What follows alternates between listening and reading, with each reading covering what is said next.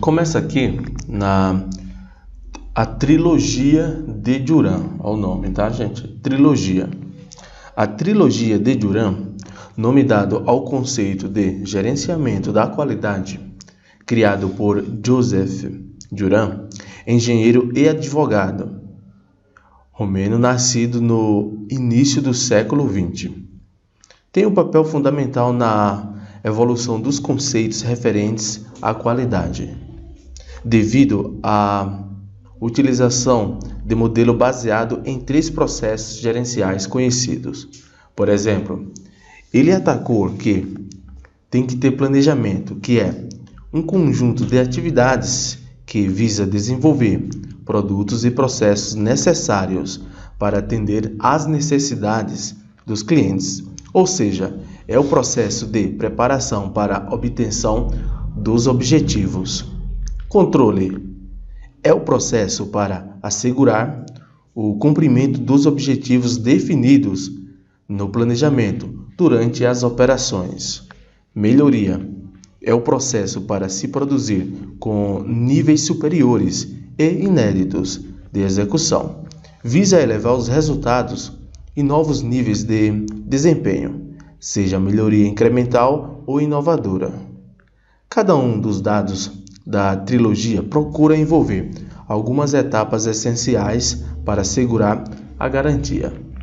Mas assim, o que ele quis dizer com isso tudo, com essa teoria?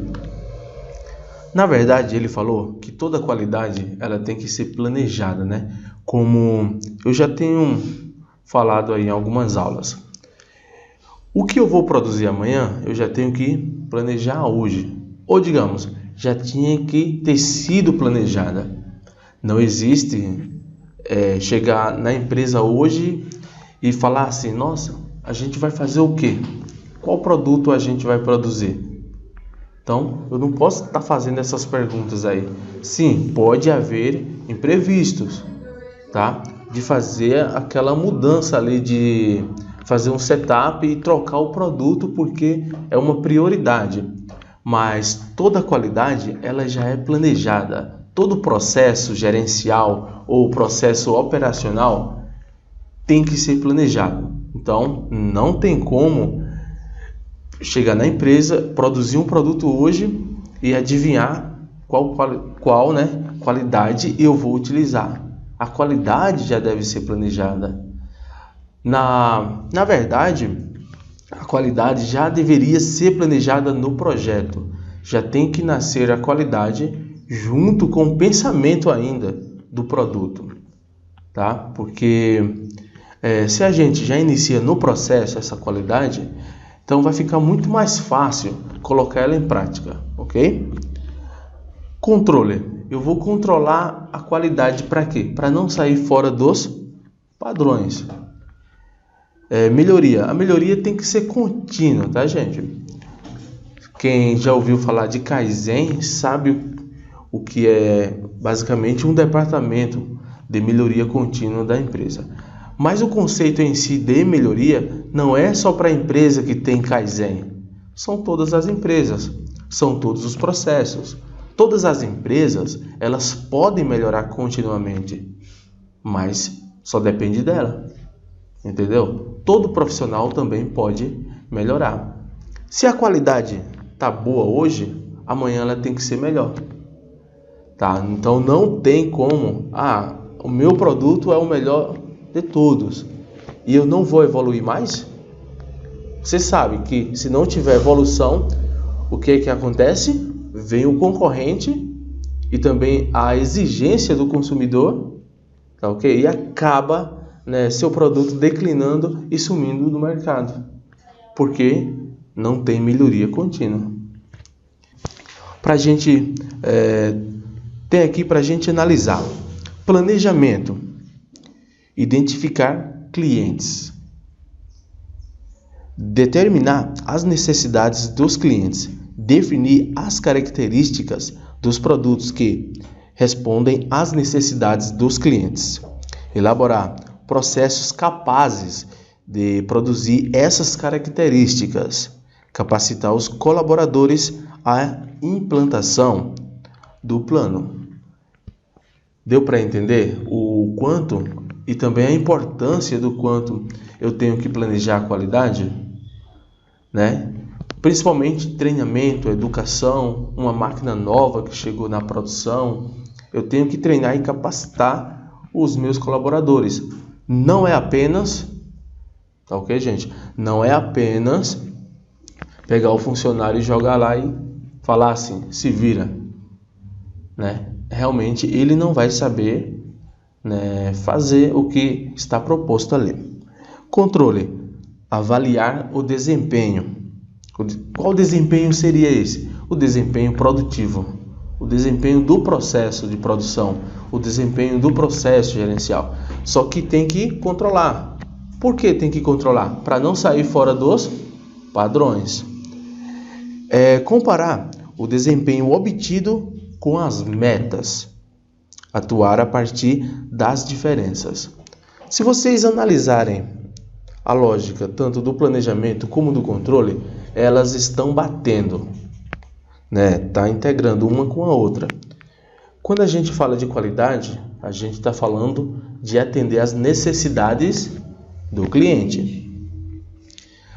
E aqui está falando bem assim, definir as características dos produtos que respondem às necessidades dos clientes. Olha só, então qualidade não é só o que eu acho, né? Que nem como eu já tinha falado uma vez, que o que eu acho vai depender aí se está dentro das características que o cliente quer ou não. Às vezes o cliente quer o produto de um jeito, eu tenho que atender ele. Porque se eu for avaliar do meu jeito, e tem que ser do meu jeito, né?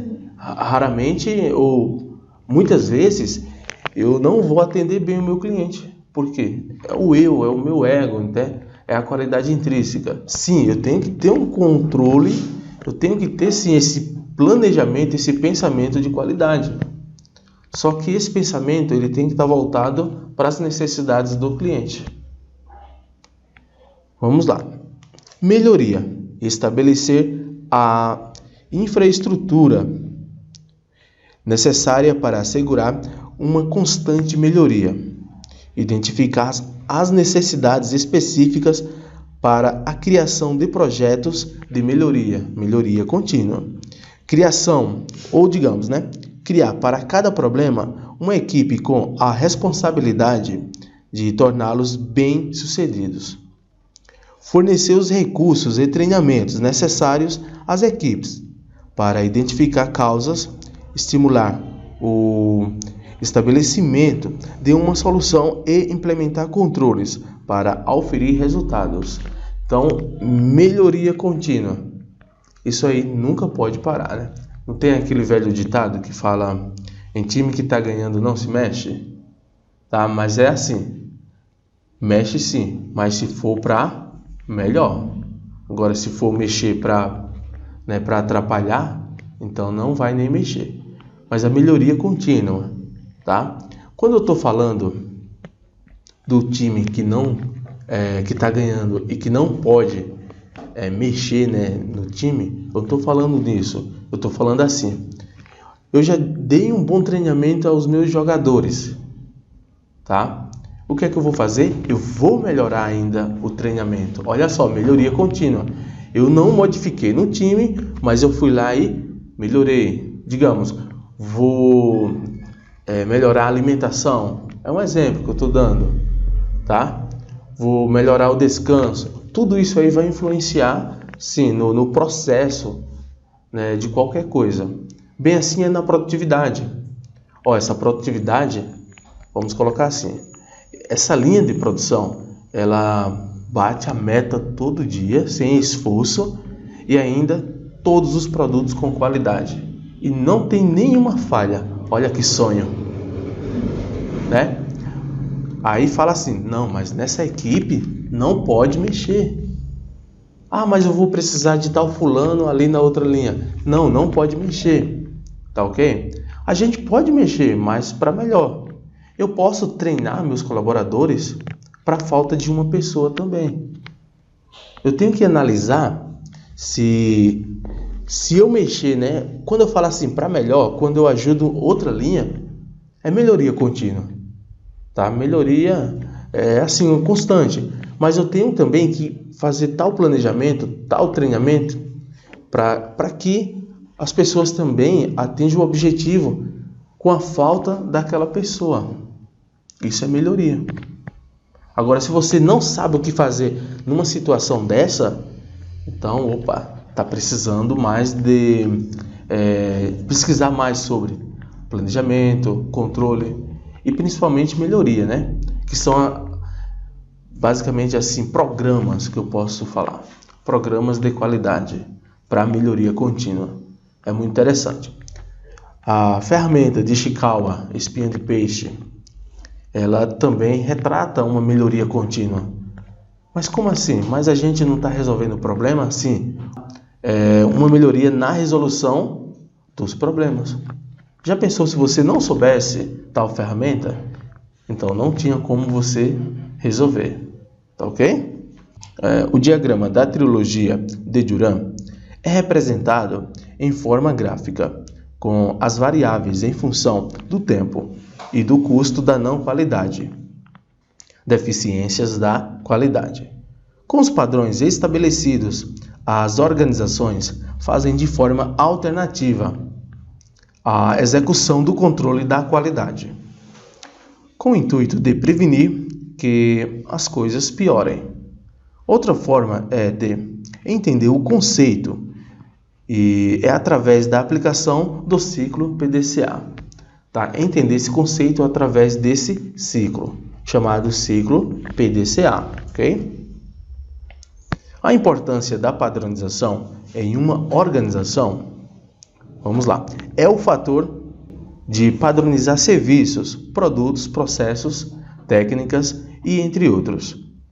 É o grande responsável pela sobrevivência de muitas empresas em mercados cada vez mais competitivos. A padronização, como técnica, destina-se a definir produtos com base nas necessidades dos clientes, além de especificar os métodos de produção, as maneiras de atestar a conformidade de tais produtos e garantir que eles atendam às necessidades para as quais foram desenvolvidos. Assim, a padronização tem papel fundamental em uma organização, pois é um processo que beneficia de forma considerável a redução de custos, maximização da capacidade produtiva e garantia de produtos com características idênticas. Com a padronização, diminuem-se as dimensões e os resultados e tornam-se previsíveis e, por sua vez, controláveis. A padronização facilita o processo de controle, que é fundamental para garantir que a qualidade desejada em um determinado produto seja atendida. Ainda, a padronização é responsável por estabilizar processos e, assim, delegá-los diretamente aos donos do processo, liberando a gerência para se preocupar com os projetos de melhoria, o que assegura a capacidade de inovação da organização e confere maior competitividade à organização. Vamos lá. Donos dos processos, tá? Donos do processo. O que são donos do processo?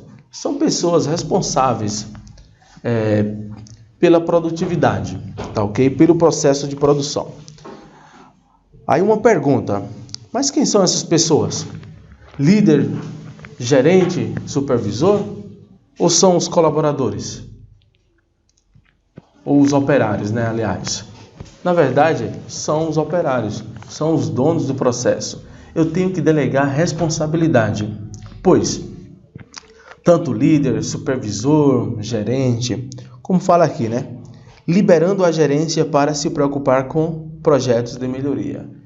Eu libero eles para trabalhar em cima de melhorias, enquanto eu delego responsabilidade para todos ali que estão fazendo acontecer, fazendo a coisa acontecer, produzindo. Então, as pessoas têm que saber o que elas estão fazendo, pois eu tenho que delegar essa responsabilidade para elas, ok? Para assim eu ficar, digamos assim, mais livre para fazer melhoria contínua, para fazer mais planejamento, entendeu?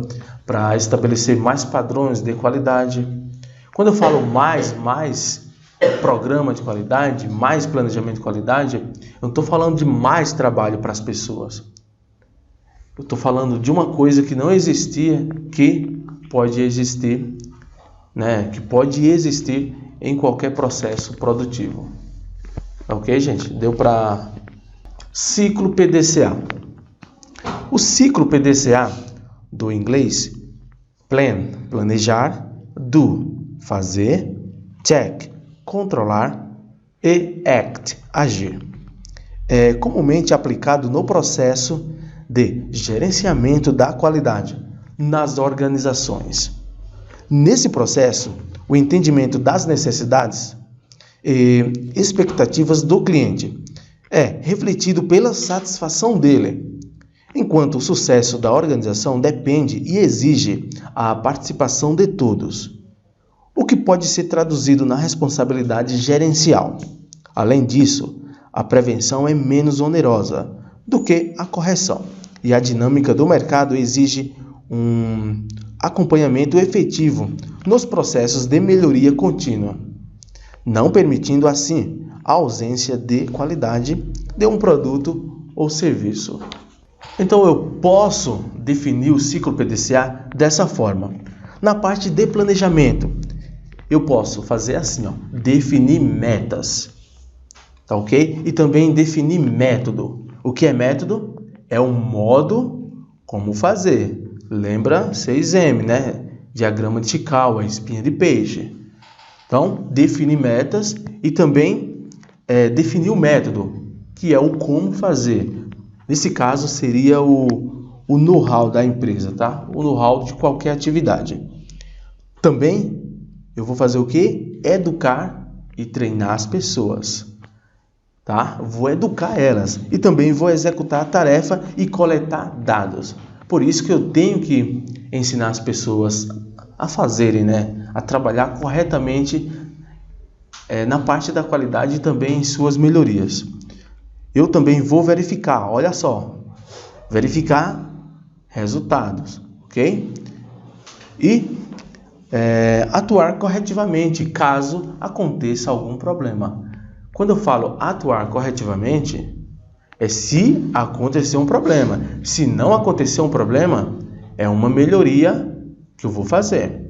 Pois, se ocorreu tudo bem no ciclo PDCA, não é sinal que meu produto também é o melhor de todos e vai ficar assim para sempre. A cada ciclo completo é uma melhoria contínua. A cada resultado negativo que der é uma oportunidade de melhoria. Entendeu? Então a gente tem que trabalhar dessa forma. Se não deu erro, melhoria. Se deu algum erro, oportunidade de melhorias. Então, no planejar, fica definir metas, definir métodos. O do, educar e treinar. Executar a tarefa e coletar os dados. Check, verificar os resultados. E act, atuar corretivamente ou com melhorias. E eu vou coletar dados de quem? Oi? Isso aqui é planejamento. Tudo que você for fazer na empresa. Digamos que eu vou produzir esse controle amanhã. O que é que eu posso fazer aqui? Definir metas. Quais são minhas metas? Ter uma boa qualidade, atingir a meta, entendeu? Eu tenho que definir uma meta. Quantas pessoas tem que trabalhar aqui? Quem vai fazer isso? Quem vai fazer aquilo? Tá vendo? Eu estou definindo uma meta que vai acontecer.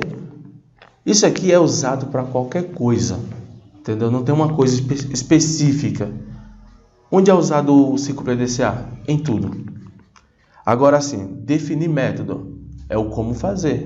Gente, está aqui a instrução de trabalho. A matéria-prima vai ser essa. O produto vai ser esse. O código vai ser esse. E agora eu vou treinar vocês referente à produtividade e qualidade do produto. Entendeu? Educar e treinar. executar a tarefa e coletar os dados. Agora eu vou colocar em prática tudo que eu ensinei, tá? E os resultados eu vou coletar, que são os dados. Como que está se comportando aquela produtividade, né? Como as pessoas estão fazendo. Isso daí eu tenho que relatar, eu tenho que coletar todos os dados possíveis para eu analisar. Verificar os resultados. E aí? Eu não acompanhei, que foi essa parte de executar a tarefa e coletar os dados?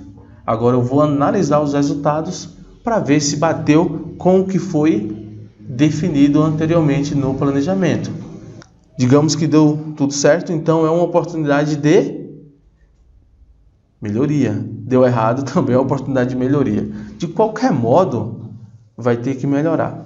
Digamos que eu atingi a meta, deu tudo certo, não teve nenhum problema de qualidade. Meu produto é o melhor de todos? Vai estar bom para sempre? Não. Mesmo assim, na próxima produtividade, na próxima operação, eu tenho que fazer melhor ainda. Eu posso utilizar o PDCA na minha vida também, se eu quiser. Definir metas. Quais são nossas metas? Não é isso? Vamos colocar assim. Minha meta é trabalhar, vou colocar aqui, como um supervisor da qualidade. Estou definindo uma meta, tá? Definir o método. O método é o que você vai fazer ou o que você está fazendo para chegar lá. O que você vai fazer é o método. Como que você vai fazer isso acontecer? Aí tem ali, educar e treinar. Com educação e treinamento. Mas está acontecendo? Tem que pensar dessa forma. Depois executar a tarefa. Que tarefa é essa? Treinar, estudar, correr atrás e coletar os dados. Será que estou no caminho certo? Eu já fiz isso. Será o que precisa? Ou digamos, qual qualificação a mais que eu preciso para atingir essa meta? No final, verificar os resultados. Será que meu resultado está tudo ok? Será que eu estou conseguindo atingir a meta? Aí digamos que você não conseguiu, você vai atuar corretivamente. Vai fazer um novo planejamento com uma nova melhoria de qualidade. Entendeu? Então eu posso utilizar na minha vida, no produto. Isso aqui é um modelo para você tomar decisões, para você resolver problemas. Primeiro a gente faz o planejamento, não é isso? Depois você define como que você vai executar esse planejamento. Não é só planejar. Eu posso também falar assim, não. O ano que vem vou viajar para os Estados Unidos. Eu defini, essa é a minha meta.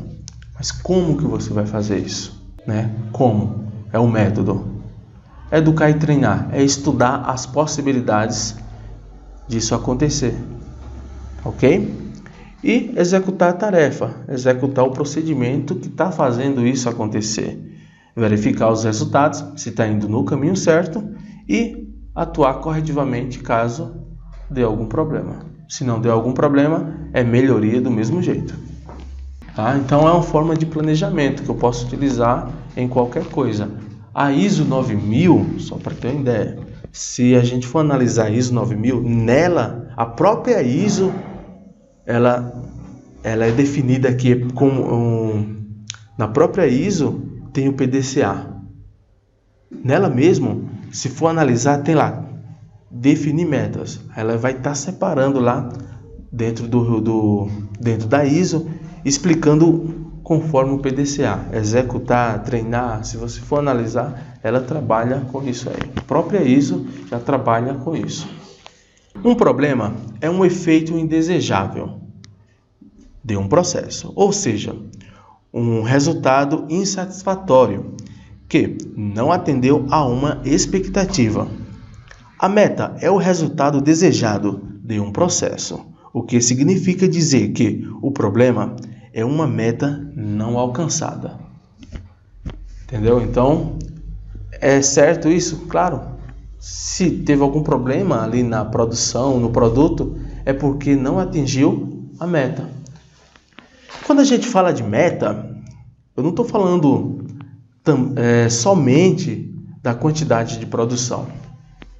Porque tem gente que fala assim, não, teve alguns erros, alguns problemas de qualidade, mas a gente atingiu a meta. Não é esse o conceito. Se deu algum problema, você não atingiu a meta, porque na sua meta estava falando que não era para ter produtos não conformes. Alguém faz meta estabelecendo assim: eu tenho que produzir 1000 produtos e 200 produtos com defeitos. Tem essa meta? Não. Você pode prever um erro que poderá acontecer, mas você não vai definir que vai acontecer. Tá ok? Pois, nessa previsão, você pode já tomar uma decisão, para melhoria antes que aconteça. Uma prevenção, no caso, seria. Então, eu posso tomar essa decisão, mas não definir um problema como fosse uma meta que eu tenho que atingir esse problema. Então, o problema é uma meta não alcançada. Deu para entender a lógica, né? Modelo de excelência em gestão. A liderança empresarial de excelência é essencial nos dias que correm para a garantia de uma vida saudável para as organizações, quando ela atende de forma harmônica aos diversos públicos envolvidos na vida da organização. Acionistas, funcionários, fornecedores, a própria comunidade, a sociedade, os poderes públicos, entre outros.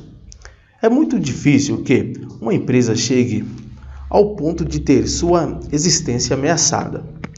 O modelo de excelência em gestão pode ser um valioso instrumento para a garantia de que a organização ou a governança vai ser de fato exercida.